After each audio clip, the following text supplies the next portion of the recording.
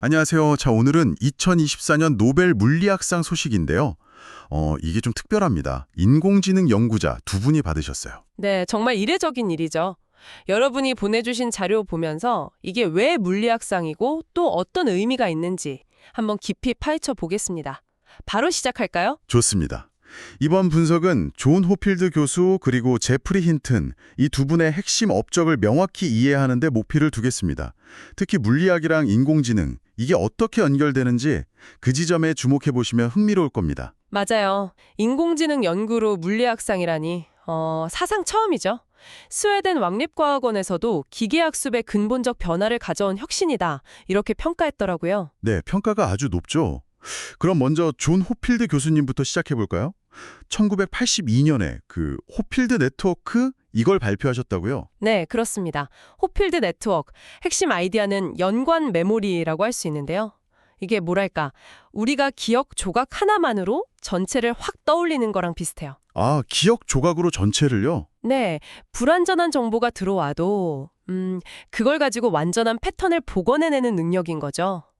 여기서 이제 물리학, 특히 통계 물리학의 아이디어가 들어옵니다. 물리학이요?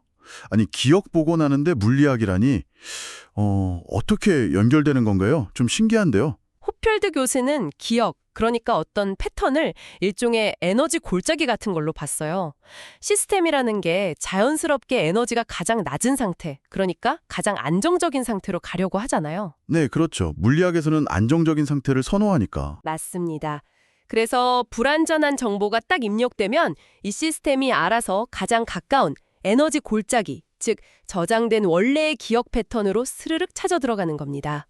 오, 단순히 뇌를 흉내낸 걸 넘어서 기억 과정을 그 물리 시스템의 안정성을 찾아가는 문제로 다시 생각한 거죠. 아하, 그러니까 기억을 에너지가 낮은 안정된 상태로 보고 시스템이 그 상태를 찾아가도록 설계를 했다. 그런 말씀이시군요. 와, 이거 정말 흥미롭네요. 네, 상당히 혁신적인 발상이었죠. 자, 그럼 이제 다음으로 딥러닝의 대부라고 불리는 제프리 힌튼 교수님으로 넘어가 볼까요?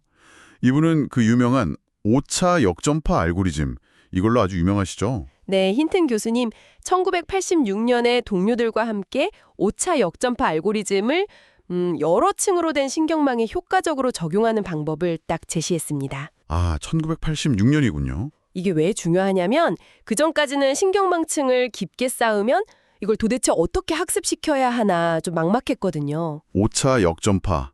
이름만 들어서는 좀 어려운데 쉽게 설명해 주실 수 있을까요? 네, 뭐랄까 간단히 말하면 실수로부터 배우는 방법이에요.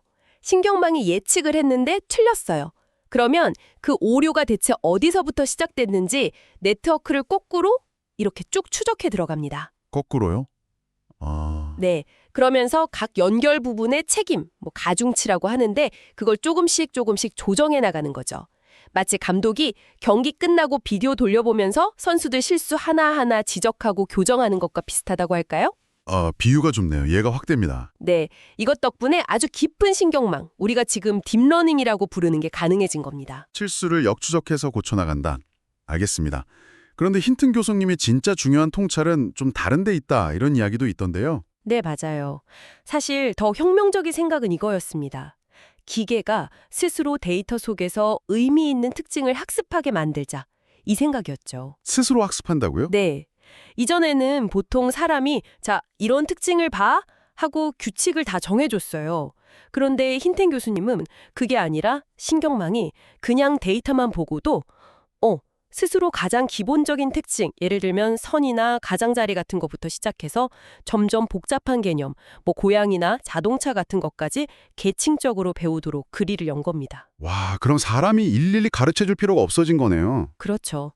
AI 개발의 패러다임 자체가 바뀐 거죠. 그러니까 정리하면 호필드 교수님은 물리 원리를 이용해서 기억 메커니즘을 설명하셨고 힌튼 교수님은 기계가 스스로 특징을 배우는 딥러닝의 길을 열었다. 이렇게 볼 수 있겠네요. 와, 이 두 분 연구가 지금 인공지능 분야에 미친 영향은 정말 엄청나지 않습니까? 그렇습니다. 지금 우리가 매일 쓰는 스마트폰 음성 비서 있잖아요. 시리나 빅스비 같은 거. 네네. 사진 속 얼굴 인식, 또 의료 분야에서는 영상 분석해서 암 같은 질병 진단 정확도 높이는 거, 자율주행차가 주변 환경 인식하는 거, 신약 개발 속도 높이는 거, 뭐 심지어 기초과학 연구까지? 정말 거의 모든 분야네요. 네, 이분들 연구 성과가 안 쓰이는 곳을 찾기가 어려울 정도입니다. 특히 그 딥마인드의 알파폴드, 단백질 구조 예측이라는 아주 어려운 문제를 풀었잖아요. 아, 네. 그 뉴스 봤어요. 대단했죠. 그게 바로 대표적인 예시죠. 어떻게 보면 인간지능의 어떤 특정 측면을 기계가 구현하기 시작했다. 이렇게도 볼 수 있습니다. 그런데 이렇게 대단한 업적인데 정작 두 분 수상 소감이 마냥 기쁘지만은 않았다고 들었어요. 좀 놀랐는데 우려를 표했다고요? 네, 그 점이 또 흥미롭죠. 호필드 교수님은 인터뷰에서 통제할 수 없거나 완전히 이해하지 못하는 것에 대한 물리학자로서의 어떤 본능적인 불안감이 있다. 이런 말씀을 하셨고요. 물리학자로서의 불안감. 네. 그리고 힌튼 교수님은 뭐 오랫동안 AI의 위험성에 대해 경고해 오셨죠. 우리가 우리보다 더 똑똑한 존재를 만들고 있을 수도 있다. 이런 말까지 하면서 AI 안전 문제, 또 사회적 영향, 윤리적 책임 이런 걸 신중하게 다뤄야 한다고 계속 강조하고 계십니다. 기술이 정말 눈부시게 발전하는데 그 이면에는 우리가 풀어야 할 숙제도 같이 커지고 있다. 이런 의미군요. 정확합니다. 오늘 이렇게 인공지능 연구가 어떻게 노벨 물리학상을 받게 됐는지 그 배경과 의미를 쭉 짚어봤는데요. 이게 단순한 기술 발전을 넘어서는구나 싶어요. 물리학이랑 지능의 본질, 이런 근본적인 질문을 다시 던지게 만드는 계기가 된 것 같습니다. 맞습니다. 서로 완전히 달라 보이는 학문 분야의 아이디어가 만나서 이렇게 예상치 못한 혁신을 만들어낸 아주 탁월한 사례라고 할 수 있겠죠. 자, 여기서 마지막으로 여러분께 이런 질문 하나 던져보고 싶습니다. 네, 어떤 질문이죠? 만약에 말이죠, 인공지능이 스스로 데이터를 막 분석해서 새로운 물리학 법칙이나 어떤 원리를 발견하기 시작한다면 과연 그것은 우리 인간이 해온 과학 활동과 본질적으로 어떻게 다를까요? 또 어떤 점이 같을까요? 와, 인공지능이 물리학 법칙을 발견한다. 네, 한 번쯤 깊이 생각해 보시면 좋을 질문인 것 같습니다. 답은 아직 열려 있으니까요.